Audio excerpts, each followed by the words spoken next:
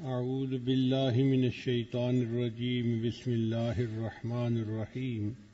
ہمارے حضرت رحمت اللہ علیہ کے ایک خلیفہ تھے، حضرت مولانا یوسف واڈی والے، حضرت مولانا اسماعیل واڈی والے، جزاک اللہ۔ یہ واقعہ انہوں نے خود مجھے سنایا۔ حضرت کے گھر کی بیٹھک میں ان کے پاس بیٹھا تھا۔ وہ حضرت مدنی رحمت اللہ علیہ کے شاگرد تھے۔ کہنے لگے میں آپ کو اپنی زندگی کا واقعہ سناؤں؟ میں نے کہا جی حضرت سنائیں۔ کہنے لگے کہ میرے کئی بیٹے بیٹیاں تھیں، یعنی کوئی 7-8 بچے تھے، اور سارے حافظ، عالم، قاری، مفتی، سارے۔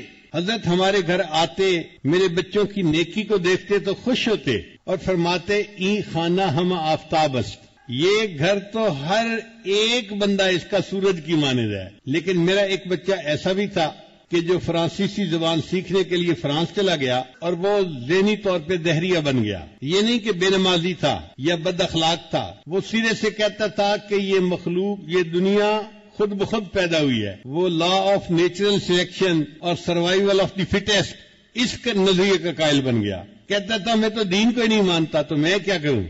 اب عجیب کنٹراسٹ، 5-6 بچے اتنے نیک، اتنے متقی، اتنے پرہیزگار، اور ایک بچہ ایسا۔ چنانچہ حضرت جب مڈغاسکر اس وقت تھے، جب مڈغاسکر ان کے گھر جاتے تو ان کا وہ بچہ 1 مہینے کے لیے گھر سے ہی چلا جاتا تھا کہ جب تک حضرت صاحب آئیں گے، یہاں رہیں گے، میں گھر ہی نہیں آتا، میں ان کی چہرہ ہی نہ دیکھوں، نہ ان سے ملوں، نہ مجھے کچھ لینا دینا ہے، گھر سے ہی چلا جاتا۔ تو حضرت کو پتہ ہی نہیں تھا کہ میرا کوئی بیٹا بھی ایسا ہے کہ نہیں۔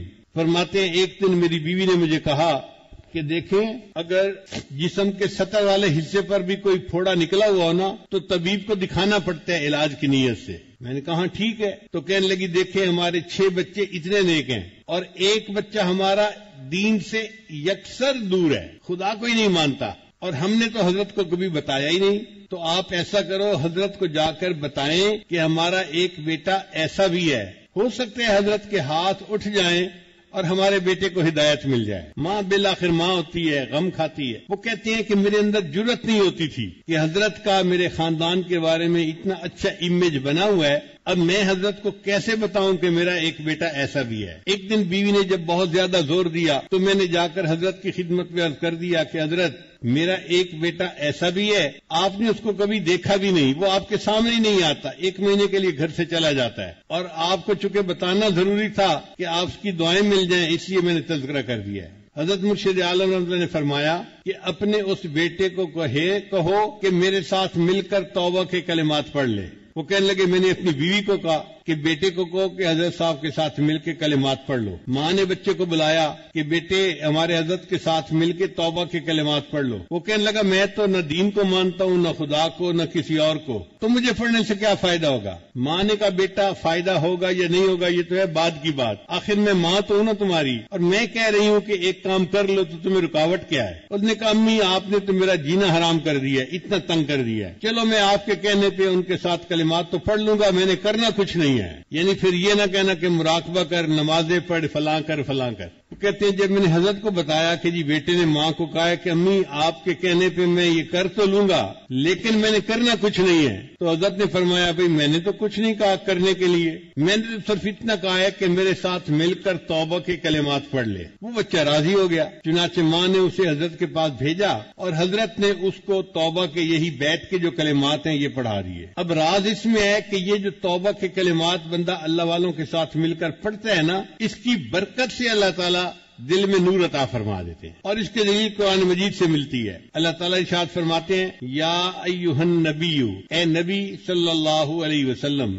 اذا جاءک المؤمنات، جب آئیں آپ کے پاس ایمان والی عورتیں، مشرکات نہیں کہا، کافرات نہیں کہا، منافقات نہیں کہا، اذا جاءک المؤمنات، اس کا مطلب صحابیات ہیں، جب وہ آپ کے پاس آئیں، کیوں آئیں؟ یبایعنک، آپ کی بیعت کرنے کے لیے۔ کس بات پر بیعت کرنے کے لیے؟ الا اللہ یشرکن باللہ شیئا، اللہ کے ساتھ کسی کو شریک نہیں ٹھہرائیں گی، ولا یسرکن، چوری نہیں کریں گی، ولا یزنین، بدکاری نہیں کریں گی، ولا یقتلن اولادہن، اولاد کو قتل نہیں کریں گی، ولا یاتین ببہتان یفترینہ بین ایدیہن وارجلہن، کسی پہ بہتان تراشی نہیں کریں گی، ولا یعصینک فی معروف، اور کسی معروف کام میں اے میرے محبوب آپ کی نافرمانی نہیں کریں گی۔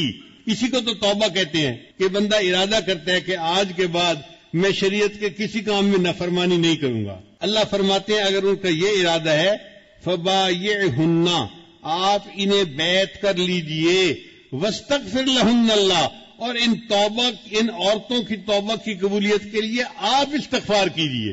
راز دیکھیے جو بیعت کی برکتیں نا وہ یہاں سے ثابت ہو رہی ہے کہ وہ عورتیں تو استغفار کرتی ہیں، توبہ کرتی ہیں، ٹوٹ جاتی ہے، پھر کرتی ہیں، پھر ٹوٹ جاتی ہے. اب وہ آپ کے پاس آئی ہیں، آپ ان کو توبہ کے کلمات پڑھائیں اور ان کے بہاف پر ان کے وکیل بن کر آپ استغفار کیجئے. ان اللہ غفور الرحیم، اللہ تعالیٰ غفور ہے، اللہ تعالیٰ رحیم ہے. ہمارے حضرت فرمایا کرتے تھے کہ جب کوئی سچی توبہ کی نیت لے کر آتا ہے اور شیخ کے ہاتھ پر یہ کلمات پڑھتا ہے، اللہ نے خود وعدہ فرما دیا ان اللہ غفور الرحیم، لہذا اللہ اس بندے کی توبہ کو قبول فرما لیتے ہیں، اس کو نیکی پر استقامت عطا فرما دیتے ہیں. اور ایک اور بھی نقطہ سمجھ لیجئے کہ احادیث ہم جتنی پڑھتے ہیں نا، ان کی جو روایت ہے، سند ہے، وہ اوپر چلتے چلتے چلتے نبی علیہ السلام تک پہنچتی ہے. اور جس حدیث پاک کی سند نبی علیہ السلام تک پہنچ جائے اس کو سند متصل کہتے ہیں، کہ نبی علیہ السلام تک یہ سند بالکل صحیح بندوں کے ذریعے سے نبی علیہ السلام تک پہنچی. اب ایسی حدیث مبارکہ جس کی سند متصل ہو، اس کا درجہ بہت بڑھ جاتا ہے، وہ نص بن جاتی ہے. محبوب صلی اللہ علیہ وسلم کا فرمان صحیح راویوں کے ذریعے سے پہنچا، اس پر عمل کرنا لازم ہو جاتا ہے. وہ کوئی عام بات نہیں رہتی، وہ محبوب کی بات ہوتی ہے، اور سند متصل کی وجہ سے اس کو رتبہ بڑا ہو جاتا ہے. اسی طرح کچھ اعمال ہیں جن کو سند متصل کا درجہ حاصل ہوتا ہے. مثلا ہم جیسے توبہ کے کلمات پڑھتے ہیں نا، تو ایسے ہی میں نے اپنے شیخ کے ہاتھ پر توبہ کی، انہوں نے اپنے شیخ کے ہاتھ پر، انہوں نے یہ سلسلہ اوپر چلتے چلتے سیدنا صدیق اکبر عنہ کے تک پہنچتا ہے، اور سیدنا صدیق اکبر عنہ نے نبی علیہ السلام کے ہاتھ پر توبہ کی. تو یہ ایک عمل ایسا ہے کہ جس کو سند متصل کا رتبہ حاصل ہے. اب اس عمل کی برکت سے اللہ تعالیٰ بندے کی توبہ کی نیت پر اس کو انعام دیتے ہیں اور توبہ کو قبول فرما لیتے ہیں. اس لیے اللہ تعالیٰ صحابہ کرام کی ایک صفت بیان کرتے ہیں. قرآن مجید میں اللہ تعالیٰ فرماتے ہیں فاستقم کما امرت ومن تاب معک، اے میرے محبوب آپ بالکل سیدھے رہیے شریعت کے اوپر، اور سارے وہ لوگ جنہوں نے آپ کے ساتھ مل کر توبہ کی. بھئی صحابہ میں تو بڑی صفات تھیں، کسی اور صفت کا تذکرہ اللہ کر دیتے. اللہ نے فرمایا نہیں، ان کے اعمال میں سے ایک بڑا عمل یہ ہے انہوں نے میرے محبوب کے ہاتھ پر توبہ کے کلمات پڑھے ہیں،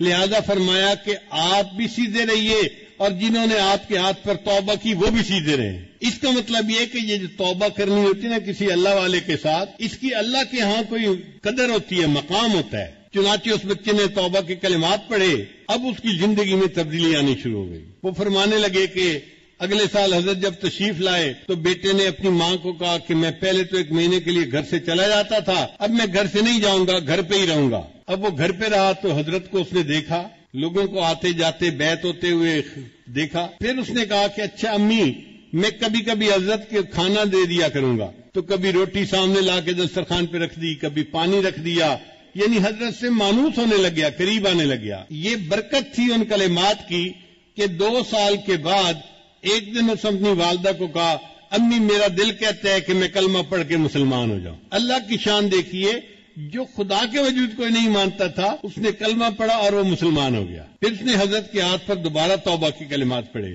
اب اس کو حضرت سے محبت ہو گئی اور وہ حضرت کے بیانات میں بیٹھنے لگ گیا. بیانات کو سن کر اس کے دل کی حالت بدلی. پھر اس نے حضرت سے کہا کہ حضرت میرا دل چاہتا ہے میں عالم بنوں. حضرت نے فرمایا ٹھیک ہے بنو. وہ بچہ جو دہریہ تھا نوجوان، اب وہ باقاعدہ بخاری شریف تک وفاق المدارس والا پورا کورس پڑھ کے دین کا عالم بن گیا. پھر اس کے دل میں اللہ کی محبت بڑھی تو اس نے ذکر مراقبہ بھی کرنا شروع کر دیا. اور ایک وقت آیا کہ حضرت نے اس نوجوان کو اجازت خلافت عطا فرمائی. جو نوجوان ایمان سے محروم تھا، خدا کو ہی نہیں مانتا تھا، ایک اللہ والے کے پاس آ کر چند کلمات پڑھنے کی برکت سے ایسا بھی وقت آیا کہ وہ مومن بھی بن گیا، عالم بھی بن گیا اور شیخ بھی بن گیا. پھر حضرت فرمانے لگے کہ میرے اس بیٹے کے ہاتھ پر ہزاروں نوجوانوں نے کلمہ پڑھا اور مسلمان ہوئے. وہ ہزاروں اور لوگوں کے مسلمان ہونے کا ذریعہ بن گیا. تو یہ برکت ہوتی ہے.